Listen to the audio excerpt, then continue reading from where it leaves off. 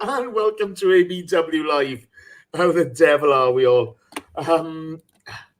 Yeah, that was awful. Oh God, that was bad. Okay, the first thing Danny said when he came in the box was, "This better not go on too long." Okay, the first thing Kris said when he came into the box, into the chat was, "What are we talking about? What are we talking about?" Right, let's go straight to the chat box. First, the chat box is Ron Ree, who says, "Yay, clean sheet. Way to put a positive spin in it, Ron Ree." Then we got Gooner 04, Julian Salmon, the Kris 09, Supercalifragilisticexpialidocious, Matthew Wright, formerly Noza, K-Man 1867, Archie, Gary Stryers, who's next? And 235-100, Stephen Edwards, Loki 73, Pete Coulson. Hello guys, how are we? Well, that was awful. With me tonight, I have the one and only Danny, the GFP. Say hello, Dan. Hello, John. Nice, well done. Also with me, we have the Dirty Pirate. It's the Carpenter, Budget Jesus, Kris. Say hello, Kris. Hello, John. Kind of like that, boys. I do kind of like that. Let's get straight into it, boys, because that was dire. Kris, lineups. You had Saka starting at left back. You had Nelson, Emile Smith-Rowe, and Gab Martinelli starting. Some of it needed to happen because of injuries, etc. Some of it may be a message, but what do you think of it? What do I think of it? I don't know. Let's go through my DVDs. That's more interesting. Spinal Tap, Shark Water. I've got a Blu-ray of Prometheus if you want it. Oh no, I've got that. It's over there. Have you? Yeah. Quebec Magnetic, Metallica Live, the Predator trilogy. Some good ones there. I've got the Sherlock Holmes box set. That's 2 DVDs. That's quite a few. And obviously one of the greatest films of all time. So, Kris, before we go on, can I ask you a question? Yeah. I mean, anything about talking about that game. Have you moved to the Isle of Man? Because all last night and now, I think Jason may well have noticed as well. We can hear motorbikes. Where have you moved to? When you said the Isle of Man, that reminds me of that sketch of the Fast Show. Do you remember that sketch? Like, this is how bad it is. We're from the Isle of Man. It's great.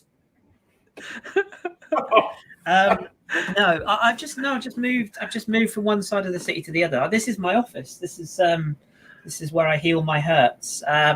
Sorry, listeners. We should talk about the game. God, yeah. I was a bit surprised, Jace. I'm not going to lie. I wasn't surprised. I think I called on yesterday's show the Saka one at fullback, so that didn't surprise me. Nor Maitland-Niles. The centre backs picked themselves with Sokratis being suspended. I think probably the only bit that did surprise me a touch was Nelson and Smith-Rowe. I didn't think. I know you weren't particularly fond of either's performance, but I didn't think they were bad. I just personally, it makes me wonder sort of what's going on behind the scenes, because if Lacazette is 100% fit and Pepe is 100% fit, I just would have played those two instead. I would have put Pepe and Aubameyang wide, and then I would have played Lacazette through the middle, and then take your pick. You could still have thrown in one of the others into the number 10 role. So I was just a bit surprised by that, and it just makes me wonder if more is going on. And I think I didn't see this, but apparently before the game they interviewed Freddie and they asked about Mesut, and he said, well, after how he performed or what he did last week, he wouldn't have played anyway, which I quite liked. That was good, but I didn't. But it's an away game, so obviously Mesut doesn't do away games anyway, so that was irrelevant. But it's weird. I genuinely thought Smith-Rowe was awful, okay, but it's not his fault. That's his full Premier League debut, okay? Yeah, awful's a bit strong, but I know what you mean. He was the amount of poor passing when he had time. It was bad, okay. He worked hard. The boy worked hard, okay. I thought Nelson is just on that step below becoming a Premier League player. Yeah. Do you know what I mean? He's working through getting the experience, getting the knowledge, getting the performances under the belt. But I thought you got Pepe, who to me hasn't done much wrong. He's lacked support. Mm. And if you're going to make big statements like, oh, he's not going to play because of this, that, and the other, you've got to be doing a better job of coaching the team. And we said last night how we feel for Freddie, etc. Yeah. But let's be honest, some of his selections have been less than ambitious, and he's been on the coaching staff all season. So, I love Freddie as a player. As a coach, it's not the right time for him, let's be fair. Yeah. But, I just think if you're going to be brave, fine, but you've got to have a plan to be brave. Yeah. I just thought that the J-Rob, by the way, thank you, sir. €5. Happy Christmas, chaps. Thanks for all your good work. Thank you very much. Also, Unique 79. Mikel Arteta has a lot to do. Small steps. £2. Thank you, Unique. Have a good festive period, my good man. I just thought it was. Yeah, it was a weird selection, but at the same time, it was almost like a manager sort of saying, I'm moving on, so we don't need to worry about picking the other, the high profile players. Who is it we've got Boxing Day again? I've forgotten already. Bournemouth. Okay, so it's not like he's resting them for that game. So, no, I don't know. It was a weird got no players. No, nor have we. I get why Freddie would want to play the younger players because obviously he's worked with them. So I wonder if maybe it was a decision that would have been made prior to Arteta's appointment, and maybe Mikel would have said, "Look, I want all the players or as many of the high brand players fit for training next week, so I can work with them." It's a weird one. I mean, the weirdest part about it all is if you come away with a scrappy 1-0 win, nobody really says anything. We've drawn 0-0 in a game. I mean, genuinely, I genuinely can't remember a worse game of football Kris, at any level, like even Kris, my level. I just that's what I'm going to ask you, Kris. Okay, before I go to Danny, I want to ask you one thing now, okay? Because I love taking a mickey out of you and the Pirates, okay? It's 2 inches. I can't make it any bigger than that. But as much as I respect what you do, okay, I enjoy pulling your plonker, right now. Again, but I bet you've seen better performances this season from the Pirates. Yeah, exactly. But it wasn't just us. That was the weird thing. Like usually when you get games like that, you'll look at it and you'll go, well, one team was awful or both teams had poor periods. Can you genuinely think of one chance that either side made? I can't think of. Like, it got to the stage where I found more entertainment watching Jordan Pickford's random goal kick Tourette's than watching the game. It was like, it was just bizarre. Like, it was just so strange. And Ancelotti and Arteta must have been sat there thinking, what the fuck have we got here? Like, and even the Everton fans were getting on the back of their own players, and it was just so. I mean, it was good luck match of the day. Even with the last game of the day, finding anything in that, other than the clean sheet, which I think everyone is memeing on Twitter now. But it is what it is. It's another point gained, sort of ish. Danny. Yeah, Dan. The game kicked off. Everton were on top. It was hardly inspiring, and Iwobi had to go off injured. Now, did you see any of this, or were you watching your cats wash each other for the first 20 minutes? I set my alarm for 11:45.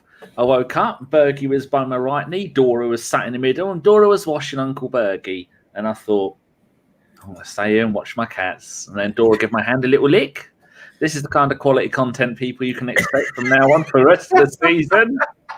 Betty's laying on the floor now. Dora's at the window. Bergie's there. And Lily, their mum, I don't know where she's gone. She's definitely didn't watch the game. In fact, Betty was laying on my table looking at the game. My black cat, big fat Betty. She looked up at the screen, looked at it, and went, and just slowly looked away. I thought that sums up the game. My cat has summed up the football. There again, we got a clean sheet. It's back on.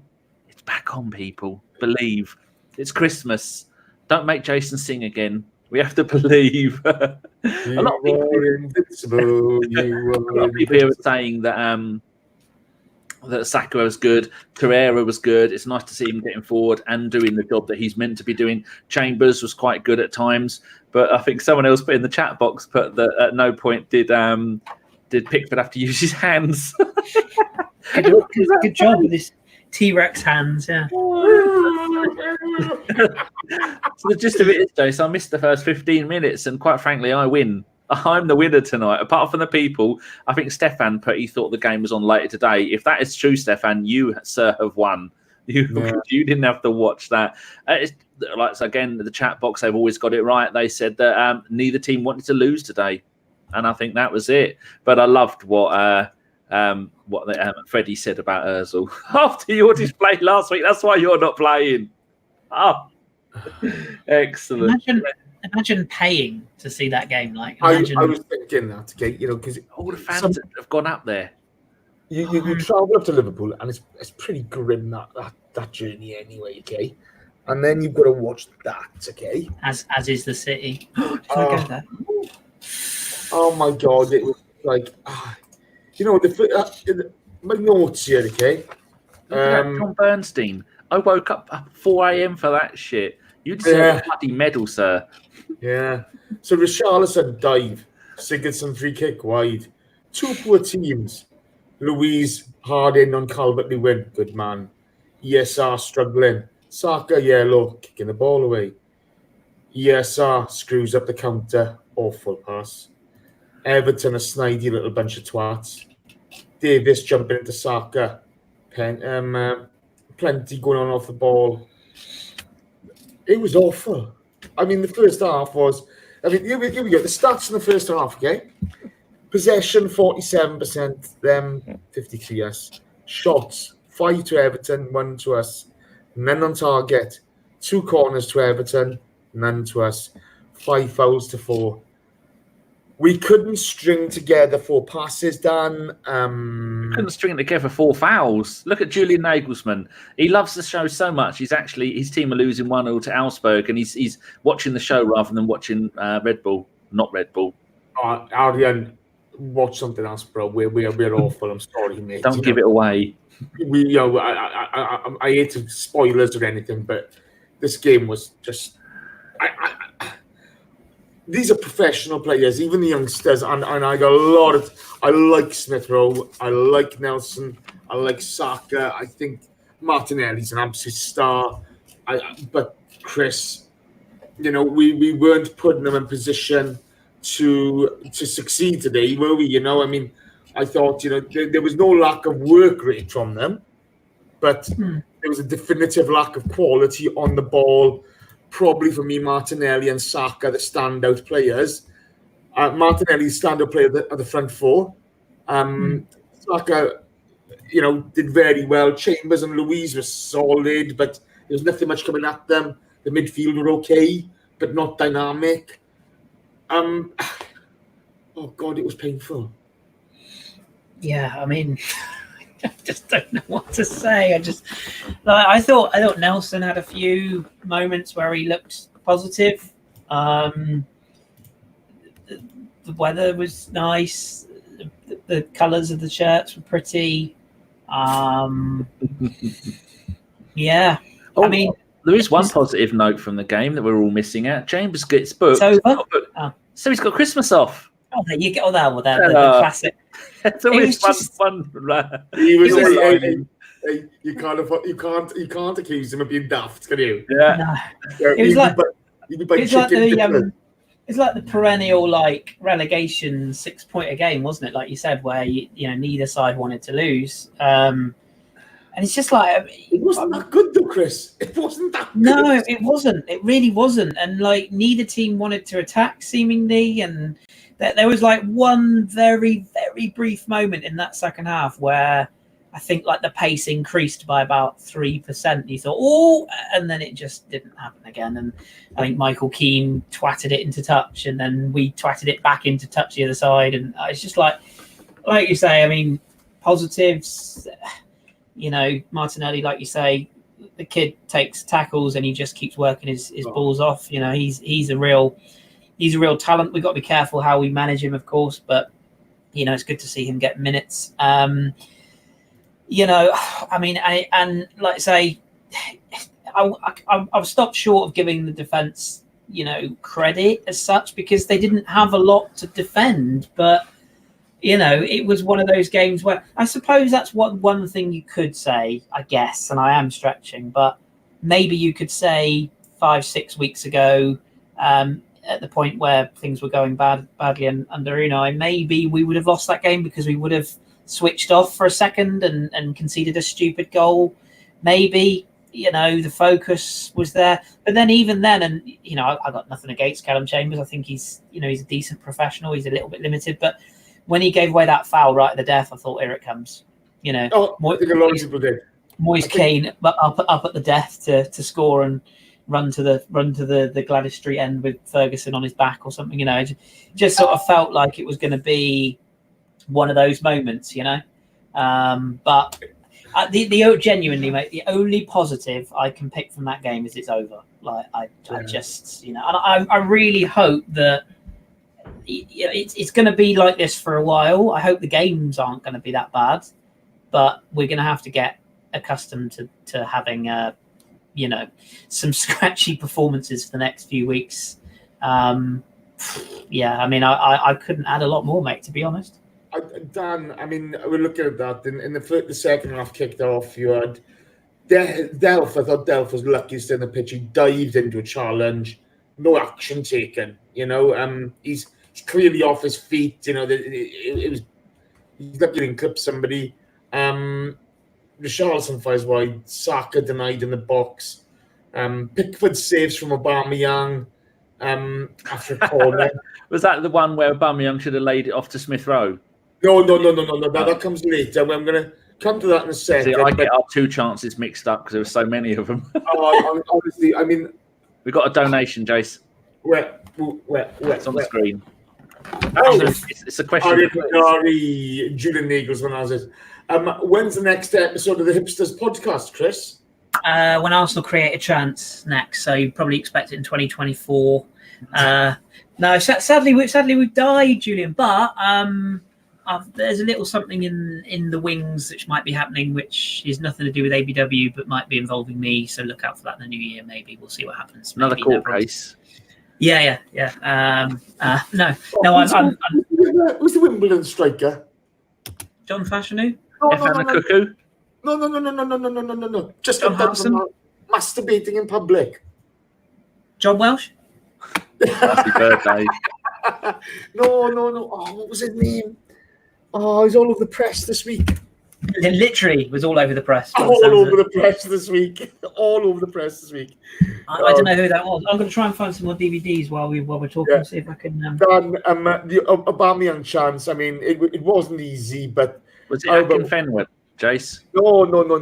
Christ, can you imagine No, let's not go there. You're not going to argue with him. You're just going to stand there and hand me the tissues. Sorry, sir. Let me wipe that for you. Sorry, Jace, go on. Can you get on with it? Neil Shipley. Thank you, Stefan. Oh, no, really? He looks like a right wronger now as well. He really does. But I don't want to keep public. I bet it's like really rubbing a doorknob kind of. I think it's amazing that we got to the second half after about 12 minutes of the show. That's a record, Dave. Well, to be fair again, I mean, can't polish a turd. Yeah, you can't.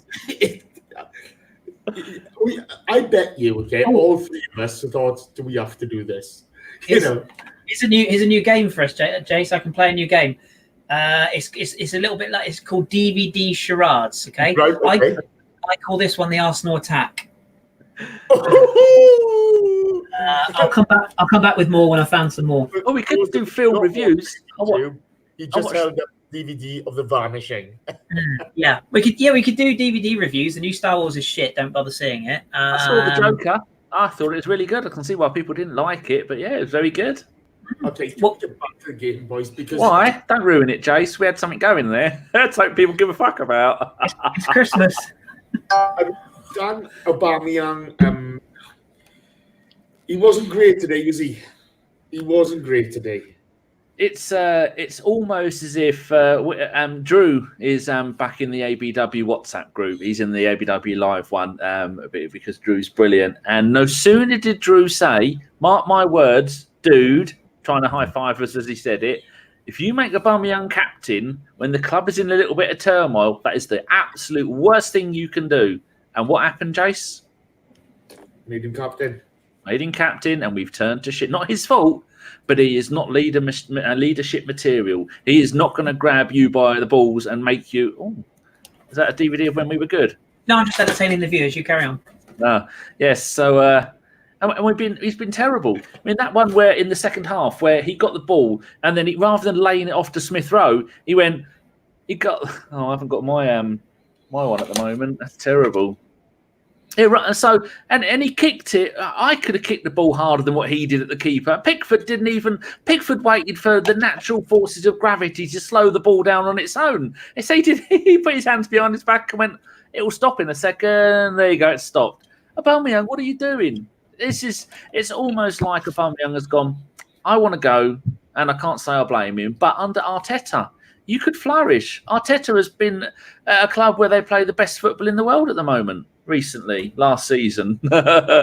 So there's a lot of stuff going on, and it's nice to see the kids being given a chance, the ones that Freddie has nurtured through the under-23s, and maybe he had them when he was at the under-15s a few years ago, because that probably would have been right, actually, before he went to Wolfsburg. So some players getting their debuts out of the way, which is always, I can't believe he bought that. Terrible films. Rudy Rothgott is chastising us. He says, "Stay on the game, lads." Mike Hernandez has just smashed in with a donation, and he says, "Kris appreciation donation. Don't bring shame to your families. Give this pod a thumbs up." Yeah, bless you, Michael. Anyone who's not watching the live stream is not getting half as much entertainment as they're not. literally going through my DVD collection. It's great. Kris is holding his DVDs up to the screen, dear listeners. You're missing a show here. Absolute classic. I enjoyed that. I tell you what again. Oh, Jason's gone to get something as well. Oh, hang on. I just found Xhaka's career highlights. What's that say? Natural born killer. You know what this game reminded me of, okay? And it was this boring, and people aren't going to like this, but... Tony, yeah. Is that his new one? Oh, so yeah, good book. Yeah, it's a good awful. book. I'm sorry, it's the most boring book ever. I preferred it when he was young. I preferred it when he was a raging pisshead. Talking of books, Jace, is the I'm going to get rid of this. Is the latest book I bought. Can we have our football back? It's a bloke who's wrote the book about the Premier League is killing football and we want our game back. So I bought it. I paid for it now, and he's going to come and do a show with us. He's good as well, John Nicholson. Yeah. Very good. I've got to be honest, I get the sentiment. I really, really do, okay? But honestly, you can't turn back the clock. Behave. You can't go back to the 80s. Yeah, but we can have a good moan about it. 80s? Oh, yeah. The 80s. We want to go back to 98 or 04 or 02. That's where we want to go, Jace. That's fair enough. Back when in the space of 90 minutes we'd get more than one shot on target. Was it even on target or was it just on target? Chris. Yes. Smith Rowe coming on the ball, edge of the box, leaves it for Aubameyang. Was it a bottle moment? What do you think went on there? Because it was Smith Rowe's right to take a shot on. Was this the first half? Second half. He did the first half in the first 3 minutes of the show, Chris. Come on. I genuinely can't remember that chance. Oh God, this is so. No, I mean, I genuinely can't. I'm not even. There's not. I genuinely cannot remember. Was this the layoff on the edge of the box? Yes. I genuinely can't remember. It was so when you're watching something, but you're sort of not really watching something. Like you're in the dentist and they're telling you to sort of look up and focus, and you're just looking into space and you don't really know what's going on. Yeah. It's a bit like that. So I mean, I can't remember the chance. That legitimately the only one I can remember, like Smith Rowe with the first half, is when he sort of drove into midfield. But that second half, I can't remember that. Dan, do you remember this now? We've got a clean sheet, Jace. That's what I'm focusing on. I can't believe I can't remember that. I really can't. Listeners, whatever platform you're listening on at the moment, I'm Sorry. We are crap. We're as bad as the Arsenal. This is why I don't come on here anymore.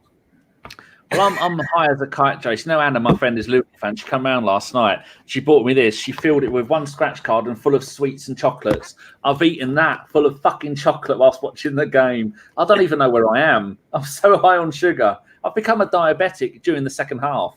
That's how bad it is. Do you know one thing actually? I'll and this is probably linked to the game, I suppose. What you were saying there about Drew in the captaincy, not Drew being the captain. I do agree with that. I don't know what it is about. Oh God, I don't want to sound like that guy. I don't want to sound like the guy going, "Oh, I told you about Aubameyang." But but to be fair, okay, I do worry. Well, before you start now, we did have these worries about him when we were playing him, okay? Yeah. But his behaviour since joining the club up to around now has been exemplary. When it's been going well. That's fine. Look, it's a valid point, okay? So extrapolate, mate. Extrapolate. Well, I'm not saying, so easy in this modern world. You say something and everyone takes that, spins it around, shoves it up their ass, shits it out, eats it, pukes it up, and then spins it the other way and says, "No, you said that." No, I didn't say that at all. All I would say is, there's a lovely image for you viewers, is that it's just a bit worrying that we're in this period of transition, and the main man who's scoring the goals is not in form. And I wouldn't say doesn't look interested, because I'm not faulting his work rate, but he does seem a little bit preoccupied at the moment. There is a little bit of this talk about, maybe moving on, blah, blah, blah. My man crush is not in form either, and is not getting games in Lacazette. We got a £72 million asset on the bench in Pepe, who, having watched enough of him, he will come good. He just needs the right management, and he'll get that, hopefully. It's a bit worrying. It is a bit worrying, and it does strike me as like, I don't think we need a captain who's going to have people up against the dressing room wall and, Tony Adams. I don't think we need that, but I do think we need an out-and-out proper figurehead, like a proper lead. And ironically, Arteta, when he was given the captaincy, is exactly the sort of captain we need now. Somebody who's firm, but commands respect because of the career they've had and the star they've had. And we were talking last night about the loan market and what we might need to strengthen. And if you could get another Kim Källström without the injury in January, I would be very much in favour of getting in somebody who's a bit of a leader. Do you know what I mean? And Tom from Norway just put it should be Xhaka. But that ship has sailed, sunk, and gone forever. But this is the thing, Kris. I look at it. I think we need somebody. And in all fairness to Aubameyang, okay, he's shown this with giving penalties to Lacazette, to Pepe. Yeah. When things have been good, he's put other people before him. Yeah, and I'm cool with that. Yeah. And I think Mikel Arteta, by the way he was as a player and the way it struck me. When we were up at Dom and we were talking to Chimp, and Chimp was talking about Ramsey, and he said, all the guy talks about is becoming, or he concentrates on, is becoming a better footballer, okay? Mm-hmm. And with Arteta, I think it was not just about him becoming a better footballer, but the team becoming a better footballer. And I think we need that now. I think Aubameyang's just got caught up in this social media business. Yeah. Sorry, peeps. That's the football police come to take the game away. Oh, Cardiff North End today. You never know. And also the other thing on that, Jay. Sorry to cut in. Is none of these stars, and I say I adore Lacazette. I do. Yeah. But anybody, him, Alba, Torreira, Xhaka, whoever, none of them are above criticism. It's important that we stress that. None of them are above criticism. But as long as we're criticising the performances, not the people. I've seen a lot of people. I didn't like people calling Emery a coward. Oh no! I thought that was wrong. Okay, I didn't like it about the Mustafi nonsense. I just think it's like Guendouzi. If you look at Guendouzi, he's getting a little stick at the moment. And don't get me wrong, I'm happy to criticise performance, but the kid puts everything into it. He just needs a good coach around him to bring out the best of him, and I think that's something that we really need to happen. Dan, your view on this? We're going to talk. Old Mad East. We're going to talk about that in a second. Actually, we are going to talk about that in a second. Dan, your view on the captaincy, pal? Yeah, John Bernstein, I'm going to make sure I got his name right, said he'd start Arteta in the next game. That's what we needed midfield. He wouldn't do a worse job, would he? There you go. Yeah, that's what he's put. I would start in midfield right now. You got a point. That's what we need. Someone in midfield. Like quite a few people here have said, I can't remember who you are, but when I say it, that you can't blame Aubameyang if he's not getting the service, which is completely true. You're not getting the service. And whether we play Guendouzi in the middle, whether it's Torreira, whether it's Xhaka, whether it was Ceballos, any of that lot, or Smith Rowe, there doesn't seem to be anybody there that can do anything to get the strikers to get decent amount of chances on goal. And I noticed a couple of them we had today. It was the same old thing. Run down the wing, whip it in. Martinelli was brilliant at left wing, left midfield, left wing back and left back. He was brilliant all the way up and down there. And he was having lumps kicked out of him and he just kept on going. And we need more players to keep doing that. If you keep doing it, it is eventually going to happen. But if you've got Aubameyang's game, as I keep saying, isn't to cross the ball for him. That's not his game. His game is you run off with the ball, bring a player with you, then you give it to him, then in a little bit of space, and then he's going to dink it in the corner. Kind of similar to how Lacazette is going to do it. Lacazette is a little bit more creative on his own. He's a little bit more of a jostler. He can do more stuff. Neither of those strikers are going to thrive on high balls into the box. Now, Tierney had it right. Tierney would cross it low into the middle of the box in the penalty area, right where you want it. You could tap it in. The rest of them aren't doing that. It seems to be, like there was that Wimbledon. The Wimbledon style back in the days was you had to make a certain number of crosses because eventually it was going to pay off. And that's what they used to do. Go, everybody, you're two wingers, each half, I want you to make 20 crosses each. It doesn't matter if they're to nobody, just keep doing them, having pot shots. And that's the kind of way that it seems to be we're doing it at the moment. Because Aubameyang must be looking at it going, Why are you crossing the ball to me high in the air? I'm not 6'8". I'm not Peter Crouch. I'm not Alan Smith. I can't live on that. I want the ball to my feet, and with my pace, I'm going to turn these players inside out and have a shot on goal. And when I can only get to do that once or twice in the game, how the hell do you expect me to score goals? That's why I'm walking around like with a nun with a smacked arse, because he's pissed off at not getting the service. And when he is getting their little bit of service, it's the wrong service, I think. Okay. Well, look, he is 6'3". A quick shout out to Matt Sadler. Matt, glad you can join us today. Matt says, very rare can tune into the live show. Great work, guys. Watching you is more entertaining than watching the team currently. Thank you very much. You're far too kind. Far too kind. Yeah, I don't know. I just look at it. Kris, there were chants from the crowd. We can all hear them regarding AFTV. Who are they? I never heard of them. They should have more of a platform. We should hear more from them, surely. I find it quite strange because I don't watch them, so I don't really care. We know a couple of them, okay, because obviously, you interact with people on Twitter and stuff like that, and there's a couple of people we know who do it for the right reasons, okay, and they're honest about what they say. It's not about them; it's about what they see in the pitch, and kudos to those guys, Graham. I like Judges. I think Judges is the same as Graham. I think the guys just talk about what they see on the pitch. I don't really watch it other than that. Okay. I don't even, I don't watch it at all. Okay. No. But I think it comes to something when you can clearly hear that chant out. Is that going too far for you, or is that just an honest representation of what people feel? What the get them out chant? Yeah. No, I think it's absolutely bloody right. What?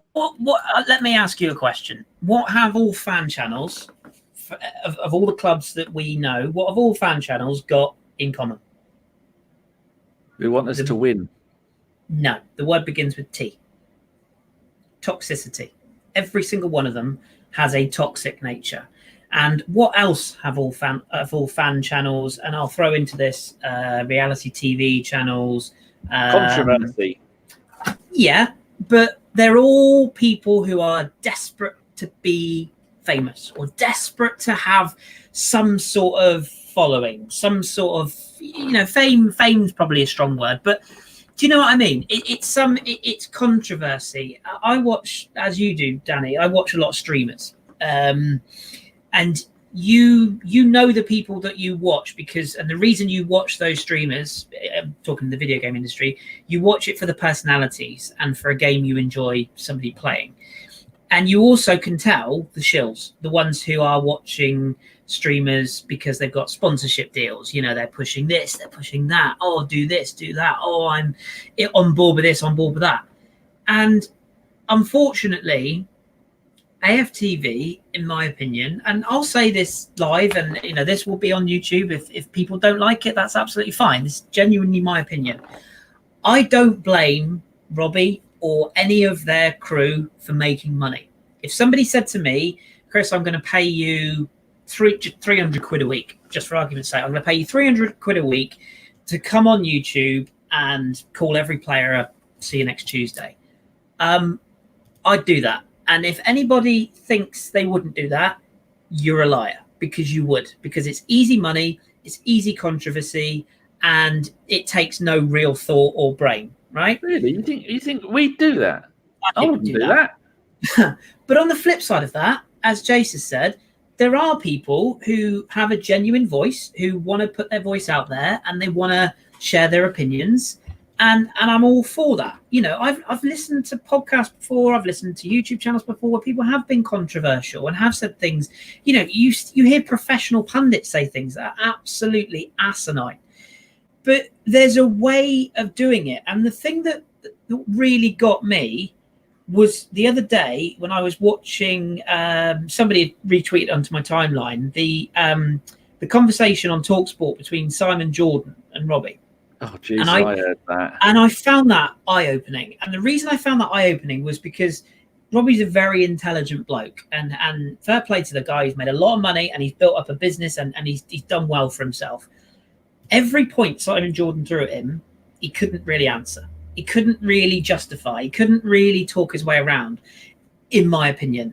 And I thought to myself, Christ on a bike, I'm sitting here actually agreeing with Simon Jordan, And he was right. And I just think that if you can voice an opinion, you can come on a channel and say something controversial. But when you've got these minions hanging around, you see them, they're all in the background going, oh, I want to get on camera. Oh. And it's like, oh, come on, it's just painful. And what's really sad about it is occasionally you'll get somebody on there who's actually got an IQ of more than 3, who actually makes a valid point and actually does come up with some valid criticism, some genuinely sensible views. And they're the people that I sit there and I think it's a shame that I can't watch this channel and I can't watch these people and think, actually, you've got a fair point.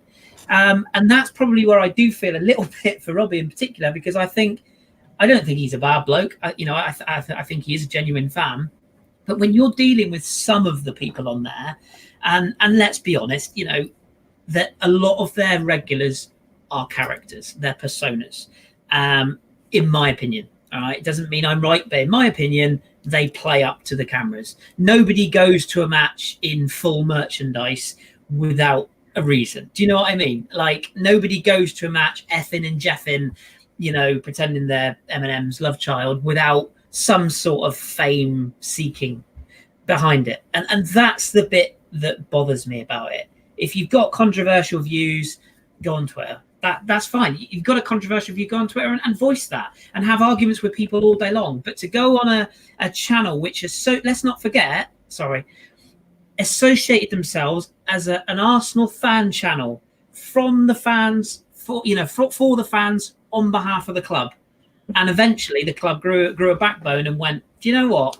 Actually, guys, you can take the Arsenal out of your channel. You can fuck off from the concourse because we want nothing to do with you because this is toxic. and that's the issue that I have. If people have their own opinions, go for it. But it doesn't help the players. And don't get me wrong, Aubameyang was wrong to get involved, in my opinion.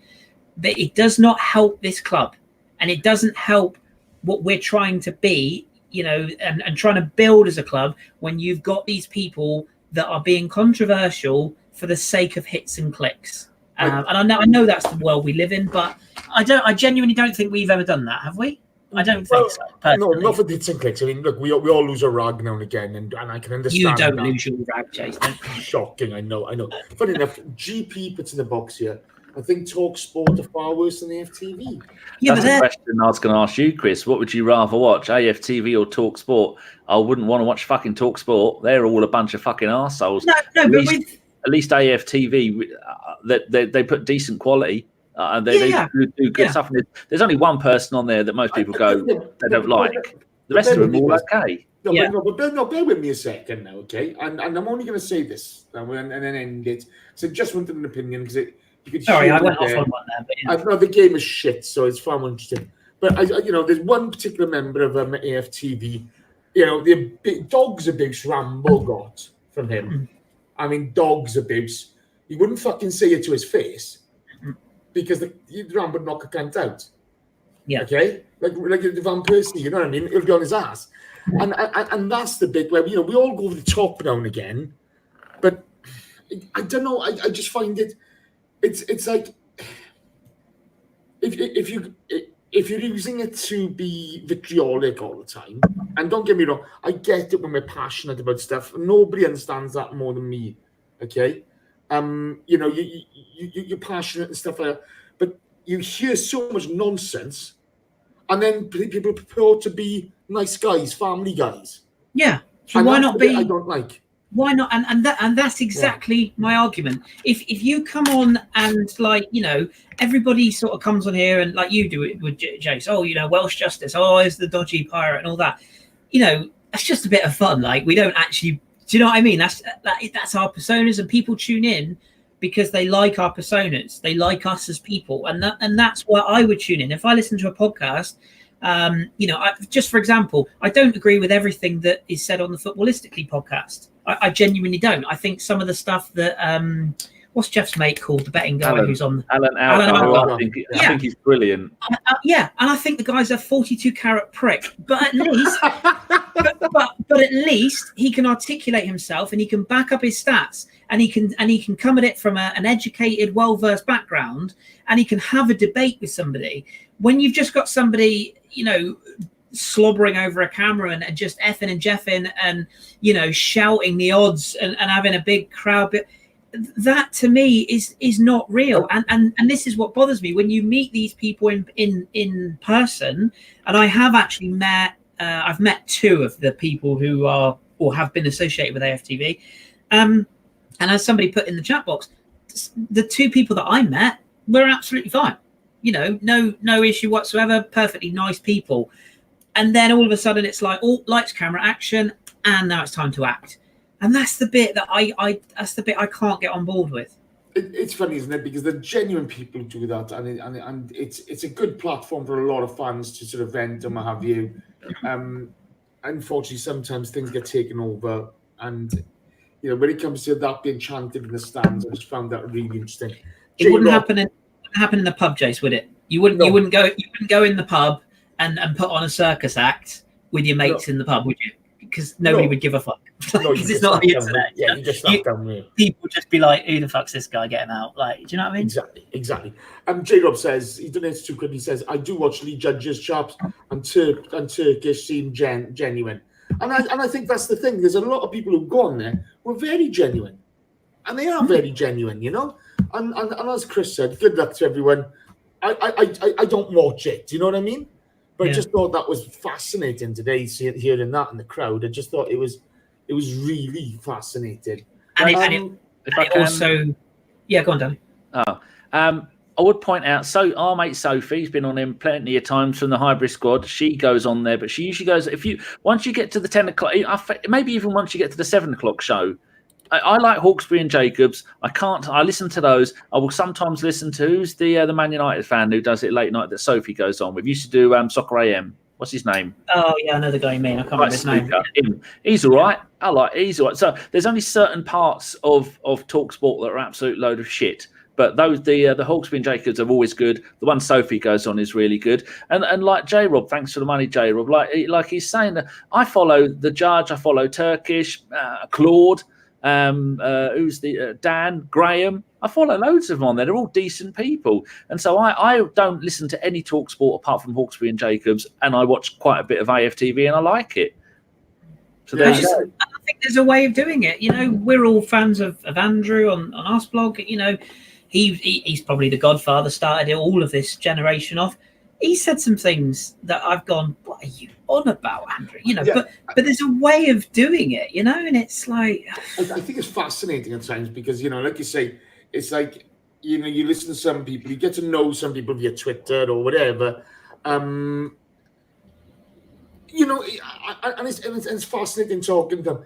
And then, you see the AFTV stuff and it's like, some of it, I mean, I haven't watched it for years, I'll be honest with you. But, like, I can imagine Lee or Graham going on there and, Kevin Campbell. Lee does a show with Kevin Campbell on there. It's brilliant. Yeah. And it's business, it's business. I mean, I genuinely don't think that, Danny, if somebody came to you and said, sell out your channel to be controversial, I think we would tell them where to get off because it's not us. But you know what? If you're making a fucking living out of it and people keep clicking on, then... fair dudes, Someone in our chat box has pointed out, I think it may have been someone called Leo. They said, how about the Man United version of this, which is the one I've got, what's his name? Goldberg or Gold? Mark Goldbridge. I watched that thing. He's brilliant. He's such a knob, but he's brilliant. It's such great entertainment. I don't watch the Chelsea one that person mentioned. I can't find the message, but for the same reason.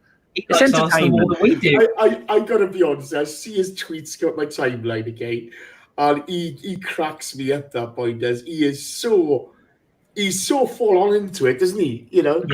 Good luck to all of them. If they're making money from it, good luck to them. Yeah. I think one of those things. I just found it fascinating that was a chant in the stand today. Yeah, that's what I was going to say. Yeah.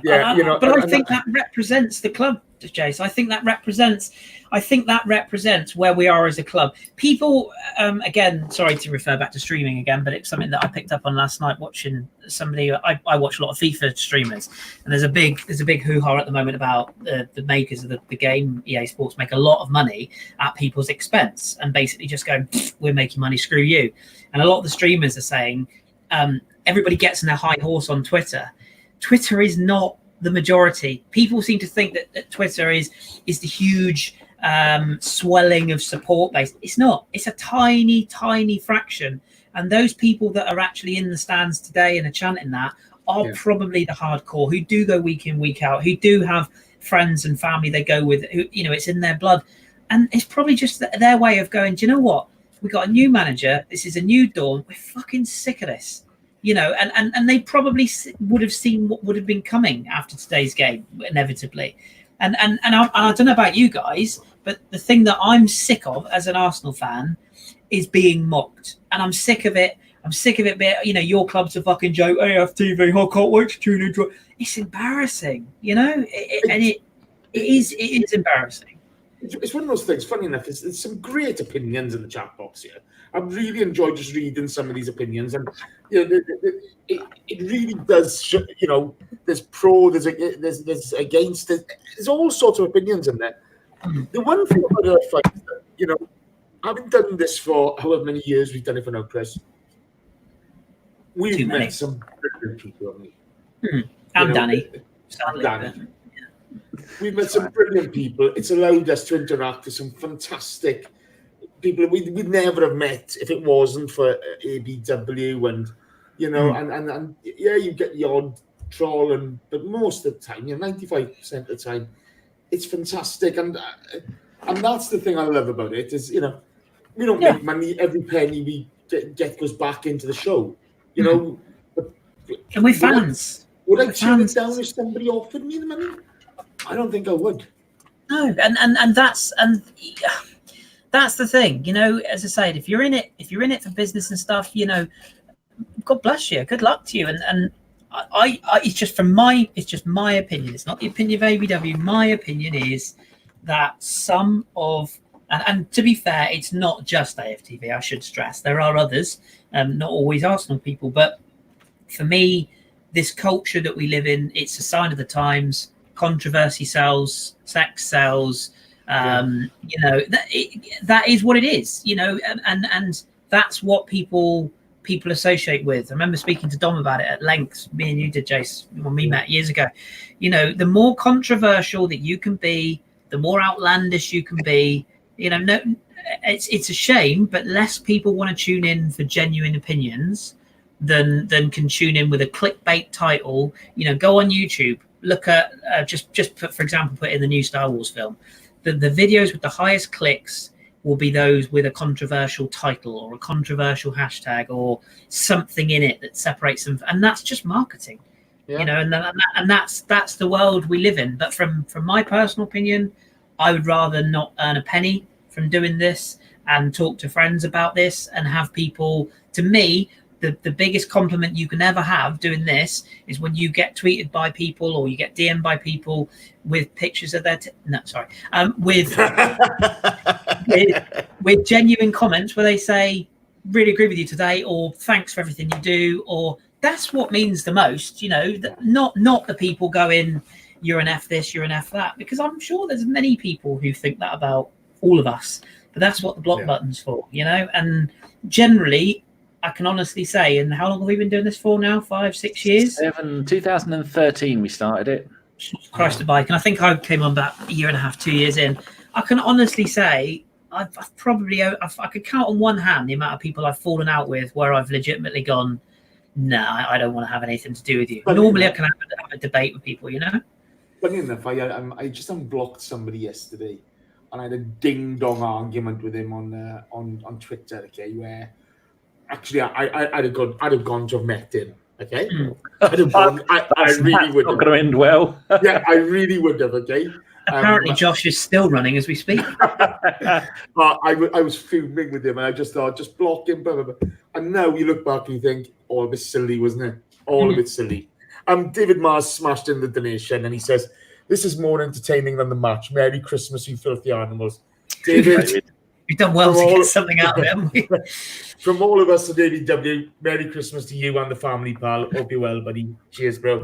Can I just say a couple of things? All the money that we're getting, I bought myself with podcast funds a £900 computer, a £250 monitor. We bought Jace one because, as you noticed, beginning of the season, Jace's video, everything was shit. So we just bought all. That's what we spent it on, and then we gave £250 away. All the money we made for the whole of November and half of October, we gave all that away, and plus some extra money for November. And the next lot of money we get, so we get maybe about £100, including all your donations every month. We're going to get that, and we're going to go and buy 30 or 40 shirts of the ABW ones, and we're going to give everyone an ABW one. And then we're going to maybe give half of the rest of them away to people, because we don't do this to make money. Because if we do, there's 14 or 15 people at ABW, and if we make £100 a month, you think if we do, say, 10 shows a month with 3 people on, and each one's an hour and a half, that's 150, 175 hours of work a month. That's less than 50p an hour. So we ain't in this to make any kind of money out of it. But I've just looked at the video of, there's about 50 people swarming around Robbie, and they're all holding their phones up. They're all shouting AFT. There you go. That is terrible. And do you know what? That's another sad. That's worrying. Yeah, that's another sad indictment of the modern game. You go to a game and all you see is that, you know, on the replays, or yes, it is a BlackBerry. All you see is that. Do you know what I mean? And don't get me wrong. I don't know about you, Jace. When you went to game, Danny, when you went to the game recently, I want to be able to take a couple of pictures to remember the day, because when when my son is older and says, Dad, you know, how did you get into Arsenal? I think it's nice to be able to say, yeah, I took a couple of pictures, but it's almost, you almost feel embarrassed to take just a couple of pictures at a game now, because everybody's there just filming this, filming that, like, you know, and it's a shame, you know. Concerts are the same. Just people stood there filming the whole thing. Just enjoy it. That's what the game's about, and that's why the atmosphere is dying. You know, it's just this modern day. Another donation, Jace. Yeah, from J. Rob. You stole his thunder there, Danny. I don't think my. Shut up. No, I know. I can hear you properly. Hold on. Turn my volume up. Go on, J. Jason. Rob has just smashed in the donation and he says, Jace, Chris, Dan, I must go. I'll catch up later. Happy Christmas. And chat box, as always, you have been great. Much love, Rob. And that's what doing this show is for me, you know. It's we're lucky enough to have some brilliant people in this chat box, and you are magnificent. You are superb. And you know, and it's a little bit of our little community where we have a bit of fun. Good luck to everyone. I don't wish anyone ill. Apart from Spurs, I don't care. You know, I just don't care. Let's do some questions and let's end this today, then, guys. It's actually been a lot more pleasurable than the game, even Danny. That's what Neil Shipley said. Dan, I'm going to start with you. K-Man 1867 says, why doesn't Freddie use his third sub, Pepe, for Nelson? Yeah, the only thing I can think about that for the same reason that Pepe didn't start the game is maybe he's got a knock. Didn't he get a bit of a whack in the last game against City? That can maybe be the only reason. Because I think if we'd have brought Pepe on and Lacazette on and kept Aubameyang on against Everton, we could well have scored a late goal. I mean, I actually went and put my usual £1 bet on Lacazette to score and Arsenal to win. So someone owes me £1, scumbags. But other than a knock, I don't know. Yeah, I feel for Freddie. He's been given a poison chalice, but I do find some of his decisions hard to work out as well. There's a reason you've appointed Arteta. It's as simple as that. Chris, Matthew Wright asks, realistically, if we were to get rid of Alba come January, how much could we get for him? 45 million quid? Probably disinterested today. I think we'd get a lot more than that for him, see? Yeah, I'm not sure, mate. Age-wise, what comes with I think we're probably what's the word? I think we're probably shooting the baby. That's a bit harsh. No, we're throwing the baby out with the bathwater. That's where I was going with that. No, look, it's one performance. You know, Aubameyang, without Aubameyang, we would probably be in the Championship by now. Let's be honest. So I think we should be a little bit careful. The only thing I would say is that I think Mikel Arteta put it really well yesterday in his press conference, where he said, you know, there's no room for people who don't want to do things our way, the club way, you know, the way that we're looking to do things. Everybody's got to be on board, and if they're not, there won't be any room for them here. And I think that was just a gentle warning on behalf of him to every single member of that squad, who's essentially saying, you know, it's not my way or the highway, but you bet your ass it's my way or you adapt, you know. And I think if players are not willing to adapt, and I think that's the only thing that worried me a bit with Aubameyang, with the whole, you know, his brother coming out and saying fuck Arteta and all that. That's his brother. It's not Aubameyang, but it's still somebody close to him, and that will affect him. Today wasn't his best performance, but I think at this stage, I don't want this to happen, but Lacazette represents more value, is one thing I would say. But realistically, we shouldn't be looking to part with any of our squad other than maybe two members in January. Those being, for me, Xhaka and Mustafi. But again, only if you can replace with similar quality. Because I don't see anybody heading out in January, mate. I think if you can bring in a couple of loans, okay, we're going to need a full squad. We need to attack the Premier League. We need to attack the Europa Cup, okay. And you know, all this talk of wholesale changes, it doesn't work. It just doesn't work. You know, we need to add sensibly when we can get good value. It's as simple as that. But it's going to be interesting to see what happens. There's been talk of the Real Madrid and Jovic coming in. If you can pick up a couple of come here. Oh, damn, fucking hell. I'm not being funny. It's London. We're a massive club. Stop doing us down. Yeah, we're in the shitter at the moment. But guess what? What? There's only one way, and that's up to go. Okay? And we can do it. We can do it. You know, I'm sick and tired of doing us down. You know, and it's short as well, Jace. You know, that's the other thing. You know, it's it's a short period of time. 2 or 3 wins. What we got? We got Chelsea and Man United, haven't we, over the Christmas period? We beat those 2, and again, I know it's a big if, but we beat those 2, and we go into the new year on a positive, and everybody's happy again. If you're at work and your boss is either a dick or isn't really brilliant at his job, or is at risk of being fired, your workforce naturally reverts to that way, and that's where we've been a little bit rudderless this year. It's not Unai's fault, but that's where it was. That's the thing. Do you want to be sitting on the bench in Madrid, or do you want to be playing? It's not fucking raining in Madrid. Never mind. Next question. I'll answer this one. Archie says, "Who's more worried about that performance, Arteta or Ancelotti?" I think it's a brilliant question. Or both, yeah. I think it's great. I think they're both shitting it a little bit, but I think Ancelotti, it's grim up north. I think Arteta, I think Arteta's at that cusp of his career. This is a big challenge, and whether he succeeds or fails, I think he's just going to have a go. I think that boy's got the right frame of mind, and hopefully that'll see us through. Dan, Julian Salmon asks, and I want us all to answer this one, but you first, please, Danny. Realistically, where do you think we can finish this season? For me, top 10 will be result. And to be honest, I can't see us doing much in Europe either. Dan. Yeah, that's we've seen that Chelsea have lost 3 out of the last 4 league games. Spurs are on the new manager bounce. That won't last long when they get done, because he isn't the kind of manager who's going to play wonderful football, is he? Man United, they're going to win a few, they're going to lose a few. So other than Liverpool, we've seen that Man City aren't even that great, although they've agreed to buy one player already in January, and there are some other ones going to be coming in because they've got the money. All they have to do is get another dodgy sponsorship deal from some Saudi Arabian carpet maker for 200 million a year. Then so they'll be able to get around FFP like that. But after Bournemouth, 4 of our next 5 games are at home. And that is going to be a massive boost for us, because we're going to be playing the likes. We'll beat Bournemouth. Don't worry, people. That'll be our 300th live show. It'll be Arteta's first game, and we're going to smash Bournemouth because they have no players. Last I looked, they had 13 injured players. Then we've got Chelsea and Man United. Both of those teams are beatable because they're not in great form. Although Man United have had a couple of good wins. Then we've got Leeds in the FA Cup. Then we're away to Palace, who are not really playing that well. We're at home to Sheffield United. That's going to be a tough one. And then we've got Chelsea again. Why are we playing Chelsea twice in the space of a month in the league? Weirdly, that's just how they do it this time of year, I think. Yeah.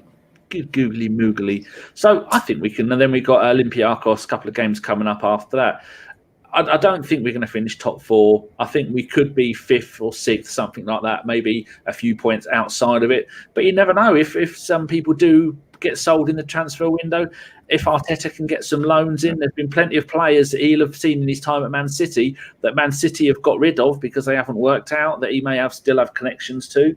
So might be able to do something like that. And I don't think Arteta's going to come in to manage Arsenal and go, yeah, I'm happy to keep all the players that you've got. He's going to go, look, I'm a manager with quite a reputation at the moment. I'm going to want certain things. I don't think he's going to go there for the money like Ancelotti is, where he's gone £12 million a year. Arteta has earned a decent wage from being a footballer. He was on 70, 80 grand a week by the time he left. And I think that some of the things he's going to want to do is I need to get rid of a lot of these players because he can see what's going wrong. So where do you think we're going to finish? I said just outside the top 4, maybe 5th or 6th, a few points. I know. Okay, you carpentered the shit out of that. After you 2 on here, the captains of carpentry. You are correct. Yes. Kris, where do you think we're going to finish there? 5th. I want to say 4th, but I think that's probably a step too far. You've dipped your tip in. I'm going balls in. I think we finish 4th. I mean, I hope you're right. And you know me, I'm always the optimist. My main concern is I think we can finish above one of Chelsea, Man United, or Spurs, but I'm not sure about finishing ahead of 2 of them. And when you consider Liverpool, Man City are nailed on, yeah. Leicester. Leicester may fall off a cliff. See, this is the thing. I got to be honest. I'm saying 4th, and I believe it. Okay, right. Onwards, and now this is an interactive one for 3 of us again. Ron Ree asks to ABW, I think you should try and predict Arteta's first choice 11. So, Leno in goal, lads? Definitely. Okay, Tierney left back. Left Is back? this if everyone's fit? Is it? I think it's going to have to be because, Yeah. Bellerin and Tierney are the two fullbacks then, yeah. Okay, Tierney and Hector, yeah. So centre halves.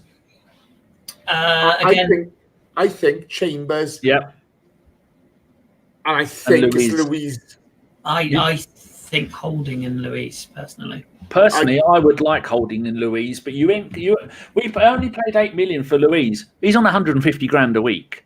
I know Ozil spent half the season not playing, but he's the most experienced for international. He's won stuff, so I reckon it's going to be Chambers and Luiz. Yeah, I think it's on their ball playing ability, okay? Yeah, but I'm happy with Chambers and Holding. Look at I think that's the future. Man City's was what Laporte and Stones, but then Stones lost form. But one's a big, powerful centre half, one's more of a ball playing centre half. So yeah, you'd imagine Luiz would be with one other. It's going to be interesting, isn't it? It's going to be interesting to see that. Right, I'm assuming he's going to go 4-2-3-1. Okay, happy with that? Yeah. Okay, Yeah. So who's the two in your midfield, Dan? With the current lot, Xhaka and Torreira. Kris. Guendouzi and Torreira. I got to go Xhaka and Torreira. Sorry. I think Guendouzi needs to be more disciplined in his game. I think that he is the future, but at the moment he's going to want stability in there. He needs good coaching. All these kids need good coaching. That's what I think you'll get. But yeah. Fingers crossed. Right, boys, the three. And now this is interesting. Kris, your opinion on the three, please. Aubameyang, Pepe, and Ceballos. Pepe. Pepe, and Ceballos. I wouldn't argue with that, Dan. So, and then you can have one ahead of all of that lot. Yeah. Lacazette. I do think Aubameyang has shown that he is not doing what it needs to be the main striker at the moment. But Ceballos is a creative midfielder, and that's the missing link. And once that's back, it could be Aubameyang there. But it's going to have to be Martinelli on the left for me, Pepe on the right. Those two are they're just going to be brilliant. They're so quick and hard to play against. And then either Lacazette or Aubameyang up front. And I do like Ceballos playing behind because we need somebody in the Ramsey style to make things tick. I think Lacaz's really missed Rambo. Okay, I think that we all have, Chase. I think he's just missed a 10.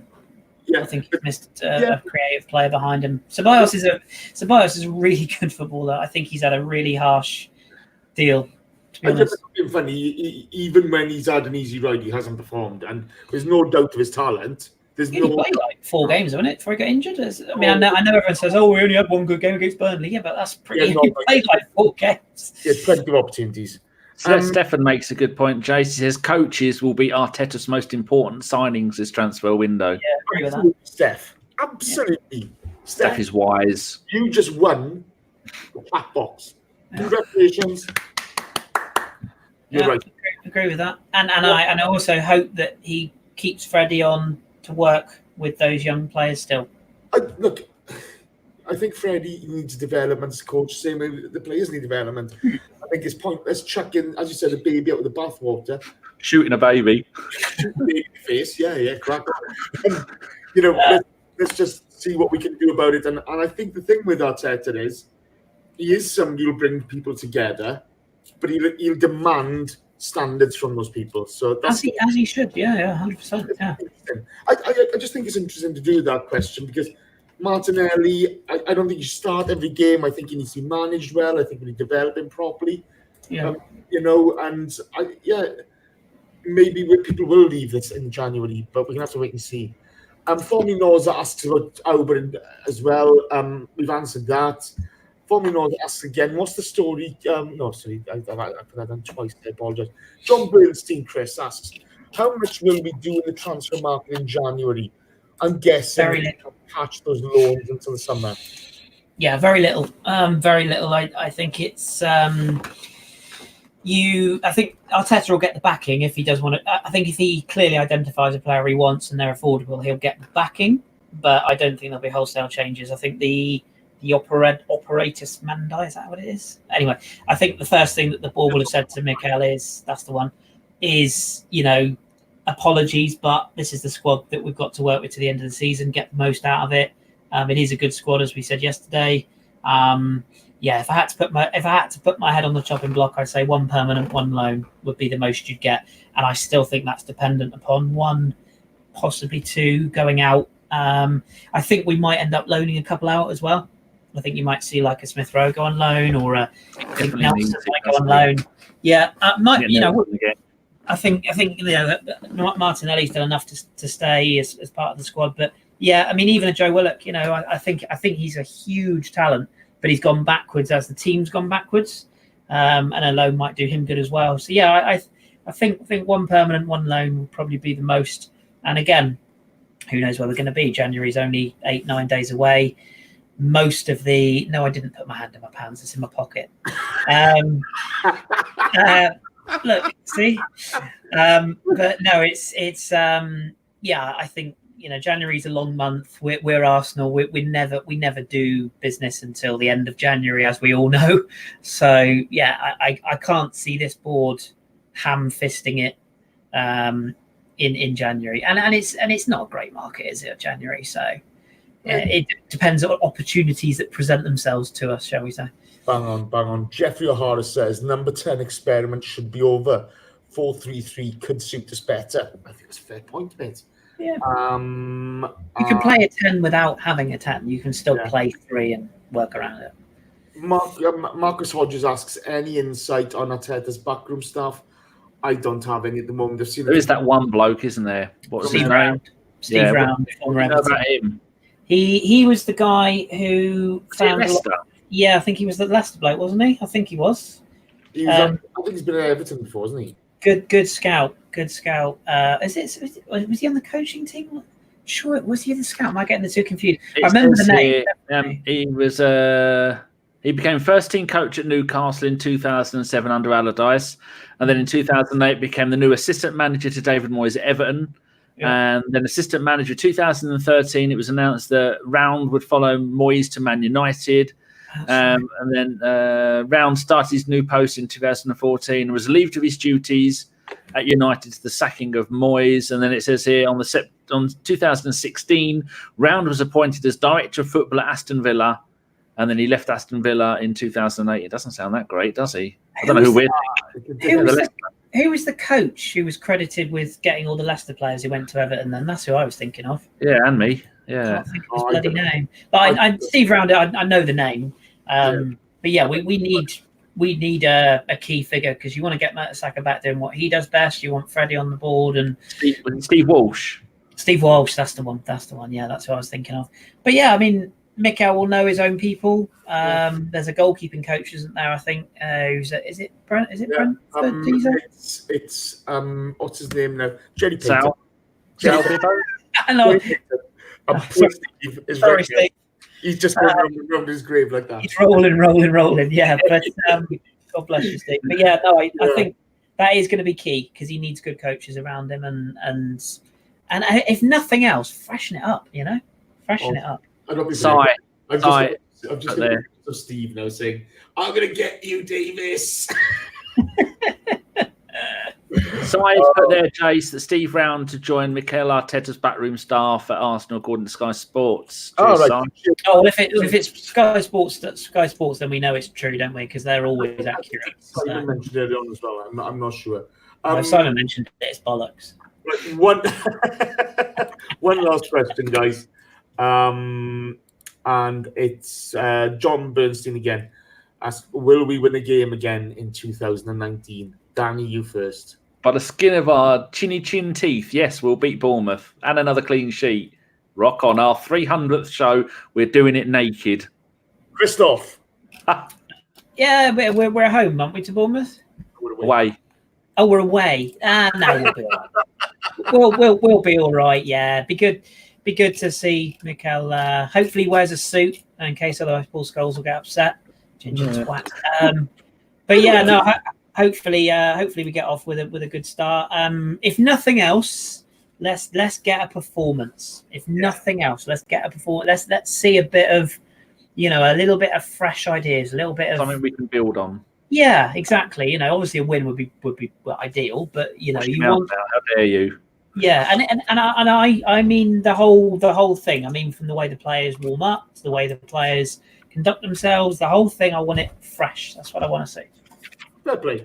12-0. We've had 1 win in 13. Okay. Let's not do it. We'll be fine. That's the past, Jace. We're moving on. We'll be fine. Right. Okay, that's it for today, I think, isn't it? It was an awful game. It was dog shit, to be fair. Arteta now becoming our new head coach. Hopefully, there's better times ahead. A shout out to all you've supported us this year in the chat box, whether you've been listening on any other platforms. Merry Christmas to you all. Happy Hanukkah. Whatever deity you support, you worship, I don't give a damn. I hope you have a wonderful, wonderful time. And thank you from all of us here at ABW. A special shout out to Dave Faber, our very own Goonerholic. He's still ill, he's still fighting, and we are still thinking of him. It's really upsetting for us to see him in this way, as it is for many, many other people. He may be, part of our parish, but he's an Arsenal man first and foremost, and he belongs to everyone. So our thoughts are with him and his partner and the family. We just wish you the very best, Dave. We really do. We're thinking of you in our hearts. We love you, mate. Another shout out to Steve Whittle and to his daughter, Vivienne. It's this time of year you're going to miss your dad. He was so important to us. And we miss him dearly as well. But those are the sad ones done, unfortunately. But on to the good ones. So, J. Rob, Unique 79, Mike Hernandez, David Marr, J. Rob again. Thank you for your donations, guys. You are absolutely magnificent. To all you little reprobates in that chat box, have yourselves a fantastic Christmas. Thank you for joining us. We really do appreciate it. Love from us all at ABW. To all of you listening on any of this platform, have a fantastic time, guys. We love you. And, we really do appreciate your support. You are superb. We will see you on Boxing Day. And then on New Year's Day, keep it Arsenal and keep your chins up. It will get better, I promise you. Danny, switch this shit off. Oh, no.